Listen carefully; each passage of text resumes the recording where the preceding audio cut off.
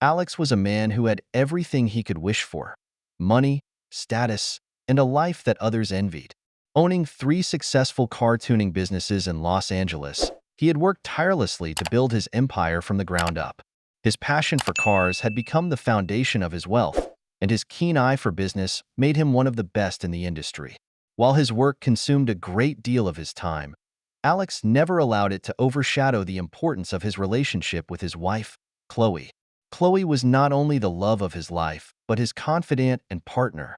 She shared his drive for a healthy lifestyle, and together, they spent hours working out, often challenging each other to push beyond their limits. Despite the demands of their careers, they always found time for each other. They had a comfortable life, filled with small luxuries and moments of happiness that both valued. That summer, as a change of scenery and a break from the intense rhythm of their lives in Los Angeles, Alex and Chloe decided to vacation in Bali. They had both been looking forward to it, a chance to unwind, explore, and indulge in the natural beauty of the island. The first 2 days passed in a blur of scenic hikes, tropical beaches, and local food that delighted their senses. It was a refreshing break from the usual hustle, and they savored every moment. On the third day, they decided to go to a local gym near the coast, which had an impressive setup. The gym, located on a hill, offered a breathtaking view of the ocean, with waves crashing against the rocks below. Alex had been excited about the idea of a workout in such a unique place, and Chloe shared his enthusiasm.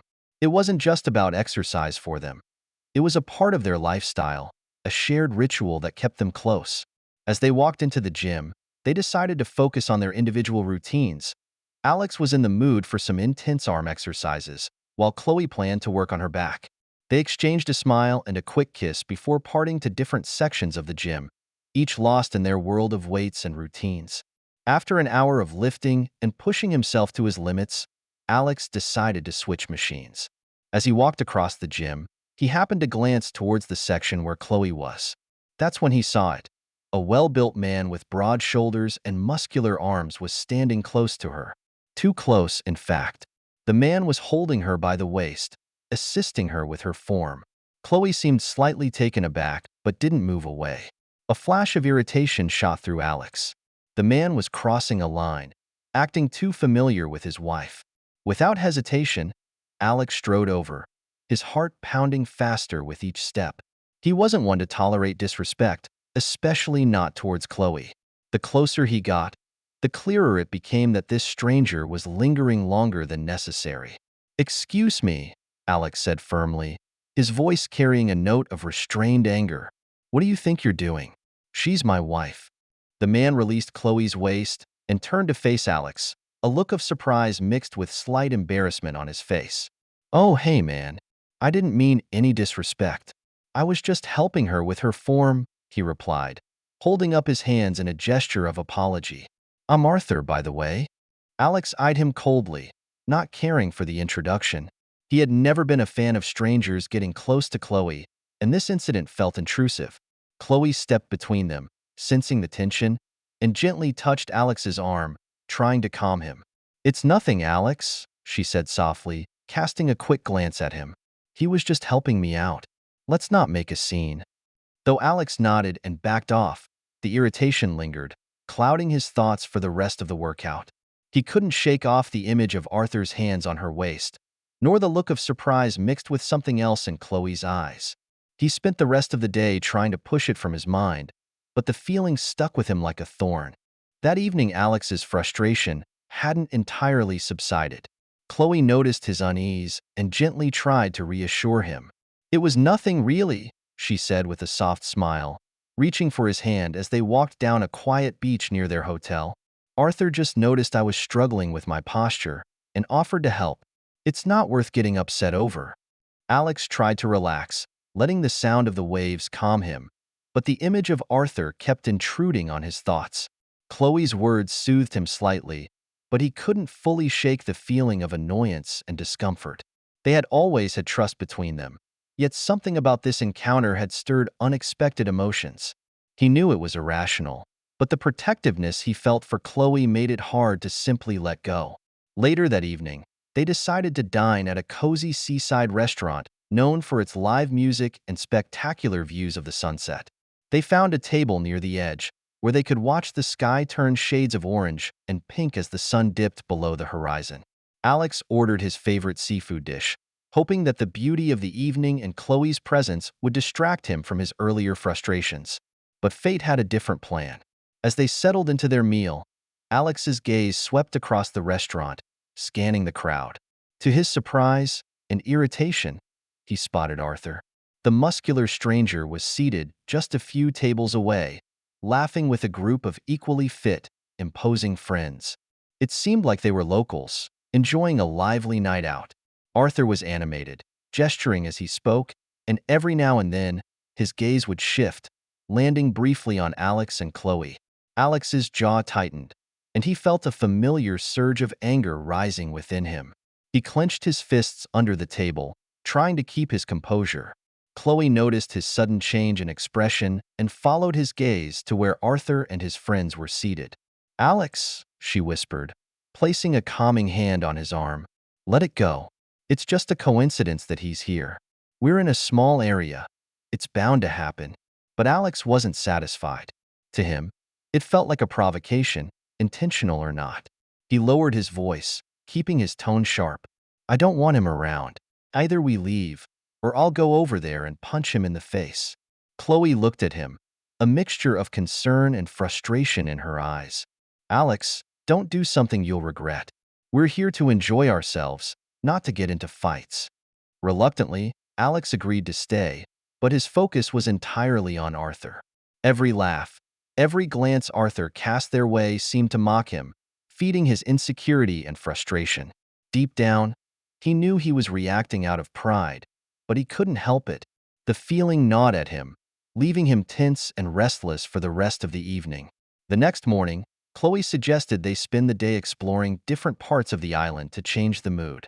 But Alex received an urgent call from Los Angeles. His team needed his input on a possible relocation for one of his businesses. The timing couldn't have been worse, but he couldn't ignore it. Business had always come first, and he prided himself on being available for his team. With a sigh, he told Chloe to go on without him, promising to meet her later. Chloe seemed disappointed but quickly put on a brave face. "All right, I'll check out some places and take pictures. We can go together another day," she said, leaning in to kiss him before leaving. As the hours passed, Alex buried himself in work, jumping from one call to another. Every now and then, he would think of Chloe, wondering what parts of the island she was exploring. He reassured himself that everything was fine, that Chloe was simply enjoying herself. But a faint sense of unease lingered, one that he couldn't fully explain. By the time evening approached, Alex had finally wrapped up his work. He messaged Chloe, arranging to meet her at another local restaurant. As he made his way there, he felt a strange sense of anticipation mixed with impatience. He wanted to leave behind the stress of the day, hoping that a quiet dinner would bring back the lightness that had eluded him since their encounter with Arthur. On his way, he decided to call Chloe to let her know he was arriving. The phone rang a few times before she answered, her voice sounding slightly breathless. "Hey, Alex," she said, "I'm on my way. I'll be there in about half an hour." Her tone was casual, but something felt off. Just as he ended the call, he noticed a car parked along the road, swaying slightly as if someone had shifted inside. He raised an eyebrow, vaguely amused by the sight. Someone must be enjoying their night, he thought, shaking his head. Then, almost as if it was a scene from a movie, the car's interior light suddenly turned on. For a split second, Alex saw two figures inside. The man, whose face was unmistakable, was Arthur. His heart stopped as he recognized the handbag on the dashboard. It was Chloe's.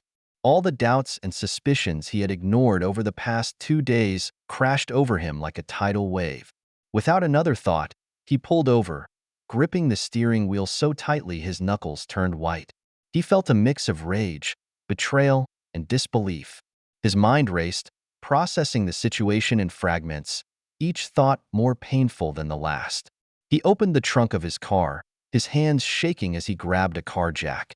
He barely noticed the weight of it as he approached Arthur's car, his mind blank except for a single thought. He had to confront them. Without hesitation, He brought the car jack down onto the windshield, the sound of shattering glass echoing in the night. The sound of the glass shattering cut through the silence of the night, and for a moment, everything seemed to freeze.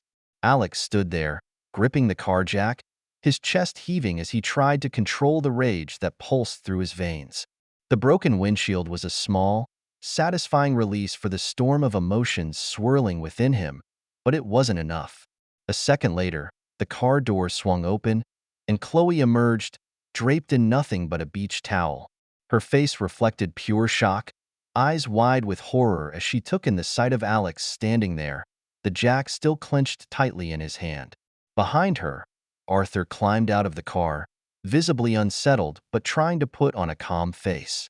He was dressed only in a pair of shorts, clearly caught off guard by Alex's sudden appearance. Alex's gaze shifted between Chloe and Arthur, struggling to comprehend what he was seeing. He had imagined many scenarios, but nothing had prepared him for the raw reality of this moment. His throat tightened as he looked at Chloe, the woman he had loved and trusted, now standing before him in the company of another man. "Alex," Chloe began, her voice trembling, "it's not what it looks like. I can explain." But Alex was beyond explanations. The hurt in his eyes was unmistakable as he took a step forward, his grip tightening on the jack. "Explain," he said, his voice low and filled with fury.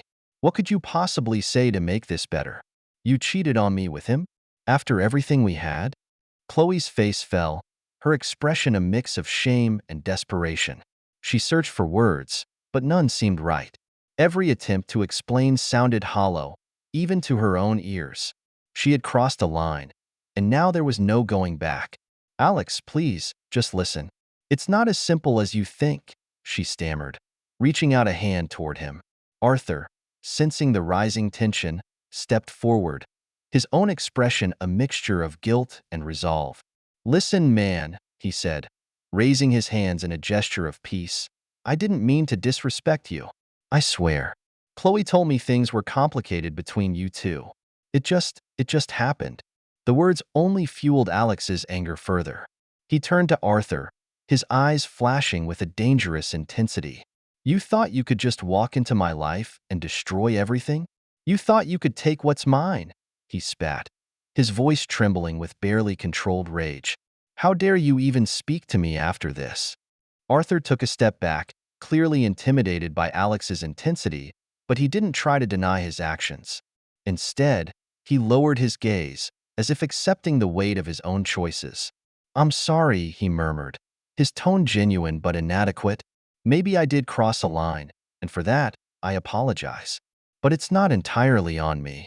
Chloe, her face pale, looked between the two men, feeling as though the world was closing in around her. She tried to reach out to Alex again, her voice pleading. "Alex, please, let's just go home and talk. I know I hurt you, but we can figure this out. Don't jump to conclusions before you know the whole story." "Figure this out?" Alex laughed bitterly, stepping back and dropping the jack to his side. "What's left to figure out? I saw it with my own eyes. There's no whole story here. You betrayed me. How could you do this, Chloe?" His voice cracked on the last word, the pain finally breaking through the anger, making Chloe flinch. She had known her actions would hurt him, but she hadn't anticipated the depth of his heartbreak. In her mind, she had convinced herself that things had been complicated, that her moment of weakness with Arthur was a symptom of their marital struggles. But now, faced with the consequences, she could see how profoundly she had miscalculated. Arthur, sensing that there was nothing more to say, took a step back, giving Alex and Chloe space. "Look," he muttered, "I'll leave. This was a mistake."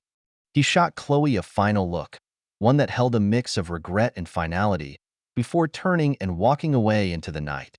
Chloe watched him go, a part of her feeling empty, as though any illusion she had clung to was now shattered. But Alex's presence anchored her in the reality of the moment. She reached out to him again, her voice breaking. "Alex, please. I know I hurt you, but I didn't want it to end this way. Let's go somewhere and talk." Alex looked at her, his face a mixture of disbelief, anger, and sorrow.